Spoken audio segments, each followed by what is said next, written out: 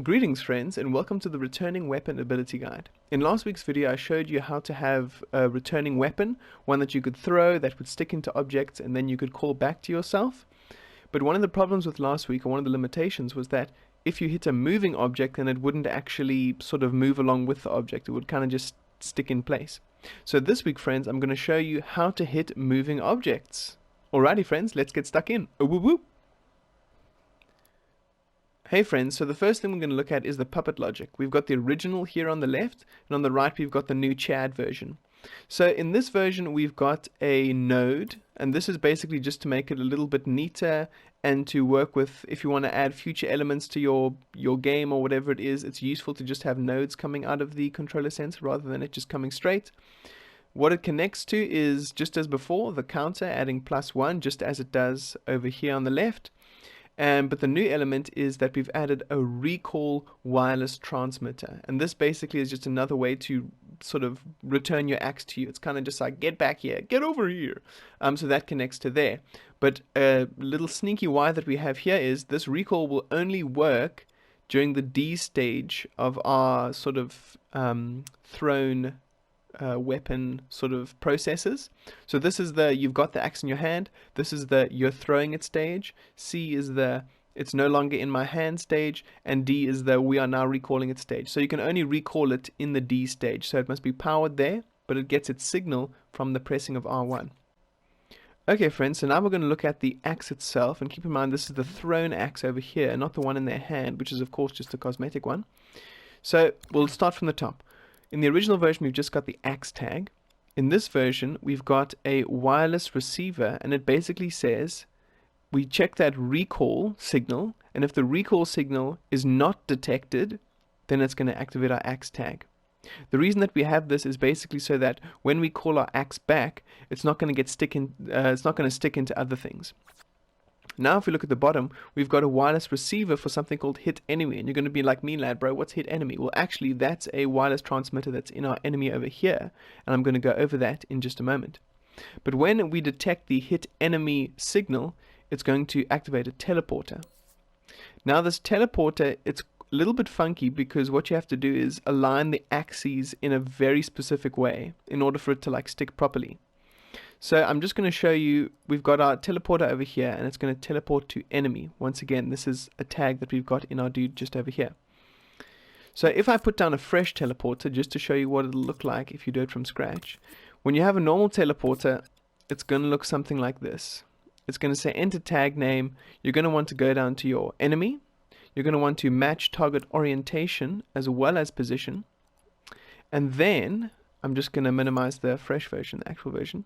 You're going to want to make it so that the grid snap is on.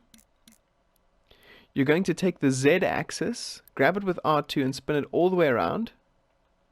Then you're going to want to turn off the grid snap quickly and put it so that it's at the point where the axe is going to make contact, like where it's going to get stuck in. By default it's kind of in the center over here, but you don't want that because then it's going to look like the middle of the handle is sort of stuck in there or whatever it might be. Okay, sweet, so you make it so that we are good here, so that it's kind of at the blade point over here. And then what I suggest is putting on the precise move, and then going for like a bit of a, I suppose like a 45 degree, 30 degree, whatever you're feeling, kind of an angle. And this will be the angle at which it gets stuck in your particular enemy. So if we sort of look at them, we'll see that they are now very similar. So I'm just going to delete this version. That's just basically how you do it.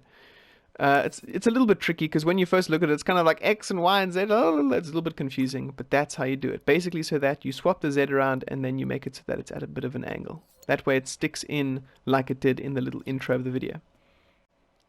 Okay friends, so now we're going to look at the enemy logic. So I've just made a little get hit microchip over here. And if we look here, we're going to see we've got a trigger zone that detects axe, and that's pretty straightforward. When the axe is sort of near, it's going to do something. You can make whatever shape you like. I've just gone for a rectangle. When the axe is detected, it's going to add 1 to the counter. When it adds 1 to the counter, then it's going to activate the wireless transmitter hit enemy. And if we go back to our axe, remember, yes. So when the hit enemy signal is received, we're going to activate our teleporter. And our teleporter is going to go to the enemy tag. But you're looking at this microchip and you're like, mean lad, bro, where's this tag you're speaking about? I don't actually see it here. Well, friends, that's because the tag is actually surface snapped. In other words, with L1, it's surface snapped onto our particular enemy. And you need to actually surface snap it onto their physical body parts, because if you just put it in this microchip over here, it's going to kind of just be connected to the puppet as a whole. So it'll kind of move with the puppet, but it won't look like it is stuck into a particular part of their body. So this can be in their chest, on their stomach. Look, let me show you. You can even put it on their head, for example. It must just be surface snapped onto it. You must scope into the particular object. You can see I'm in the head group, and then I'm surface snapped onto that particular object as well. So, for example, check it out. Hiya, chunk. So now it's stuck in his head. So it's easy as that, friends. All you have to do is just attach the particular tag wherever you would like it to be. If you put it in the microchip like this, see what happens. Cha-cha-cha. So you see, it'll move like with the general puppet group, but it won't actually stick to that particular part of their body. And so that's why we put it on the very specific body part over there. And now the old position of the tag is a little bit funky, so we can just rearrange that as we please. Righty. Cool. So the next thing that we're going to look at is the little timeline I've got over here. So we go woohoo, and he just does a bit of a stumble as he gets hit by the axe, which is very cool. And there's nothing fancy here, it's just a bunch of keyframes. Yahoo!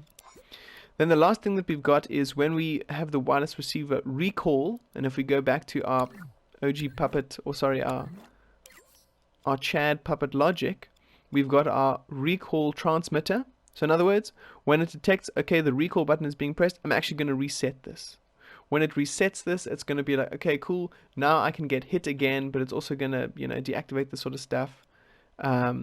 Because this counter is no longer full, so it's not going to say that the hit enemy signal is being transmitted.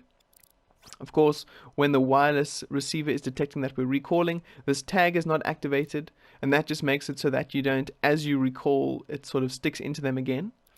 That's why we have that over here. So the tag is sort of deactivated when it's being recalled.